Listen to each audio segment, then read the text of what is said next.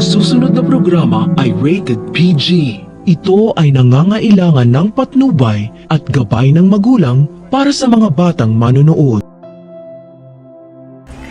Tuloy pa rin si Doc Carlos sa pagpapahirap kay Annalyn sa Eastridge at wala siyang pakialam kung may makakita sa kanya o may makarinig na pinapagalitan niya si Annalyn. Pinagalitan kasi ni Carlos si Annalyn dahil hindi nito ginagawa ang pagturo ng tama kay Pokwang tungkol sa research nito dahil ang akala ni Carlos hindi seryoso si Annalyn. Ang resulta pa naman ng pag-assist ni Annalyn kay Pokwang ang magiging basihan ni Doc Carlos kung ipapadala niya sa conference sa Japan si Annalyn o ibibigay na lang sa iba ang slot.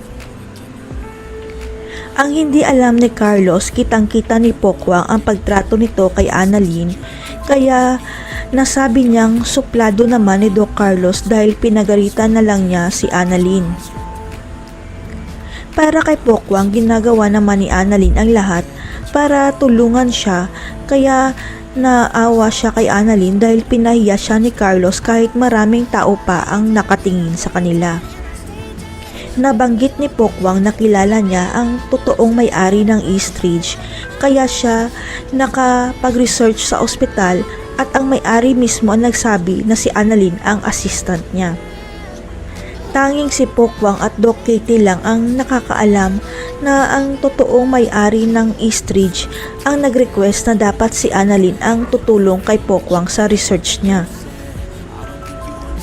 Dahil ang hindi alam ng lahat, alam ni Pokwang at Doc Katie na si Annalyn ang totoong apo ng may-ari ng Eastridge at sila ni Lynette ang solong tagapagmana ng ospital.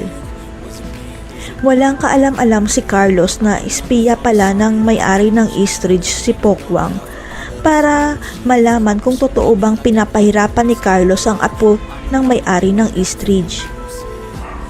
Hindi akalain ni Pokwang na ganun pala tratuhin ni Doc Carlos ang apo ng may-ari, kaya nagsumbong si Pokwang sa may-ari ng Eastridge sa maling pagtrato ni Carlos kay Annalyn.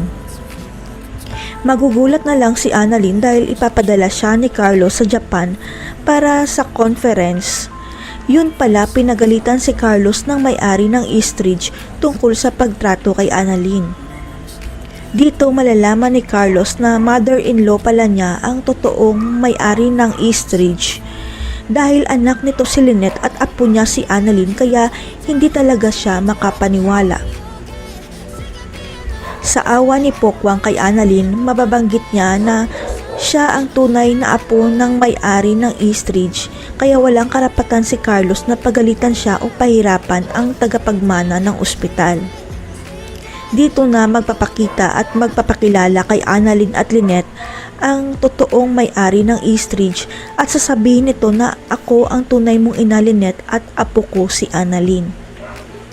Biglang tumigil ang mundo ni Lynette dahil ang buong akala niya patay na ang totoong nanay niya, pero ang hindi alam ni Lynette, itinago pala siya ng tatay niya sa nanay niya.